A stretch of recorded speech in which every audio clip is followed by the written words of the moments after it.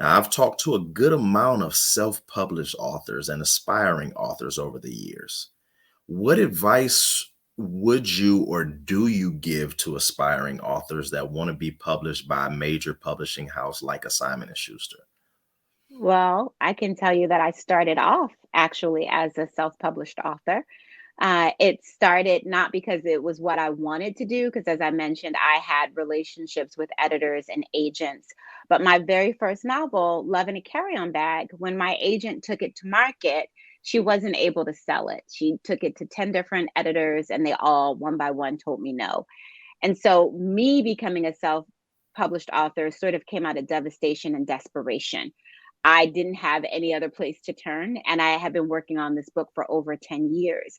And so my husband said to me, "You've been working in the publishing industry for a few years. Why don't we take what you've learned and sort of do this thing ourselves?" And so the first thing I would say is that you want to hire an editor, whether you're going to self publish or whether you're going to go after the big publishing houses, because the way the industry is moving so quickly now, editors and agents don't have the time to foster everything into you the way they probably did 20 years ago. So you want to make sure that your project is as close to completion as possible. So I would say hire an editor just off the bat to make sure that what you're submitting is as strong as possible.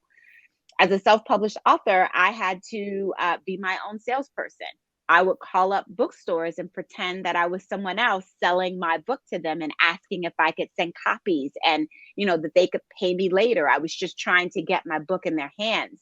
I literally went up and down the East Coast to every book festival that I could find, setting up tables and retractables and hand selling my books to people. I went to hair shows. I went anywhere that I thought that I could meet my reader. And that was for a whole year before I got a publishing deal.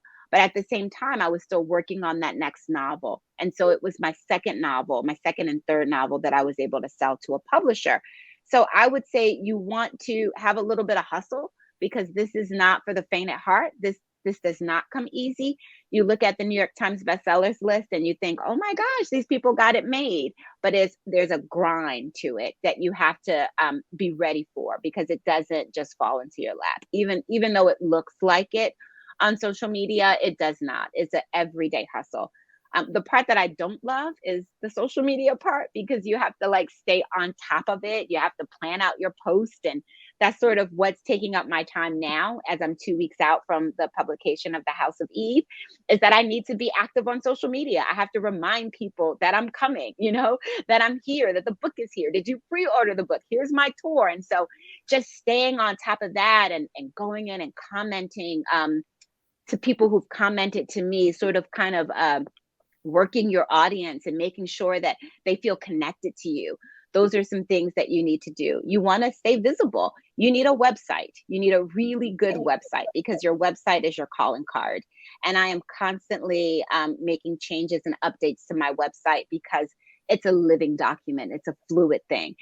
You want to make sure that what you're saying is on brand with who you are. So when I'm on social media, I talk about the book. I do a little motivation. I'm a writing teacher as well. And maybe I may talk a little bit about my kids, but I'm not talking about politics, because that's not my lane. Now, there are authors who talk about politics. That's their lane. That's not my lane. Some days I know about politics, some days not so much. So let me do what I know, right? And so figure out what your 3 or 4 lanes are as you're trying to make yourself visible. And write. Like, you have to sit down and write. You have to be disciplined about it. I always tell my students the first lesson is keep your butt in the chair, because there's so many things to distract you. Put your phone down. I work upstairs, so I leave my phone downstairs when I'm writing. So it's just show up and do what you say you're going to do for the actual book, because the craft of writing the novel is one of the most important things in the journey to publication. I was going to say, your social media looks pretty good. I took a peek. And Well, thank you. Thank you. I am behind the scenes, sort of sweating, hoping it's coming out okay, begging my kids to help me, like, this is how do you do a reel? Can you make this on TikTok for me? So having teenagers definitely helps. definitely keeps you in the mix.